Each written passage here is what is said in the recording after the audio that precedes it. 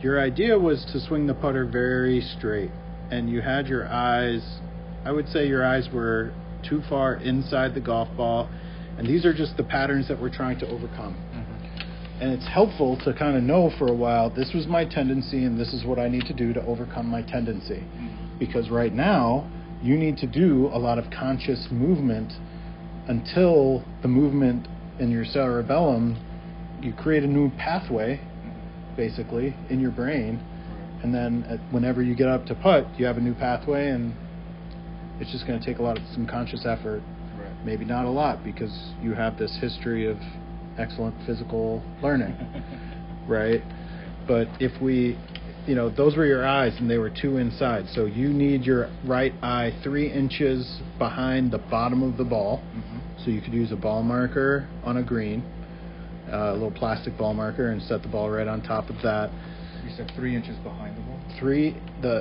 The spot for your eye is 3 inches behind the bottom of the ball and 2 1/4 inches inside. In my experience, few people remember this. I will be putting it in your coach now, too. Oh, okay. All right, so I don't need to write it down. I mean, we're going to put it in there. Okay.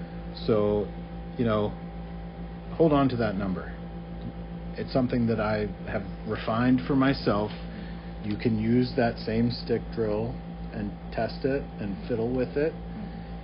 This is why golf lessons and coaching, it's a process, right? We may work on that some more and further refine it. But you have time, so you can go out and do more of it. Yeah, absolutely. Right? Okay, so what we are talking about, mainly it was your concept, and you were moving the putter out and away, and you could see it actually moved out and away from that line in the backswing. And so, what gravity and physics would tell us is that if you try to swing the club out and away from you, it's going to go left unless you really kind of force the face open, and that's exactly what the SAM report showed you were doing, right? And so when you don't do that successfully, it's going to go left. And so you were also fighting the weight of the putter. And I think, what we talked about basically, the last thing was your shoulders were quite open and the ball was a little too far back. So what we talked about and what yielded, I think you kept on saying, oh my God, this is so easy, which is, I like to hear that, but basically at the end of the lesson,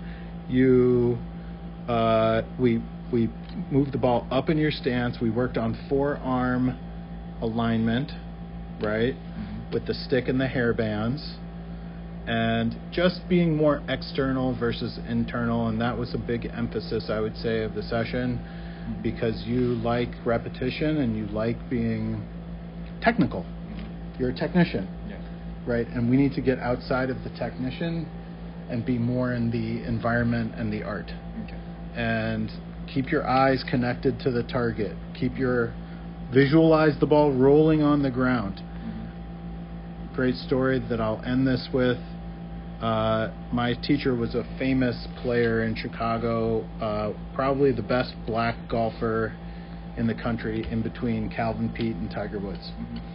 And he took me to a clinic by Dave Stockton that Dave Stockton gave at a golf course, little 9-hole course that was being built right in downtown Chicago, grand opening.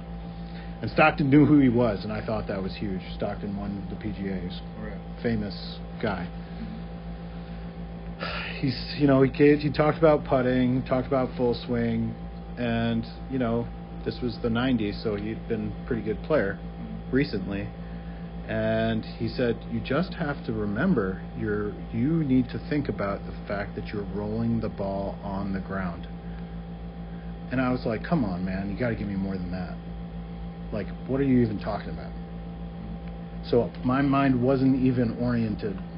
I wanted theory. I wanted stroke stuff. He was so right. You got to focus on rolling the ball in the hole. Your eyes will allow you to figure that out. Try not to get into the how and just do it. You can I'm not a Nike guy, but okay.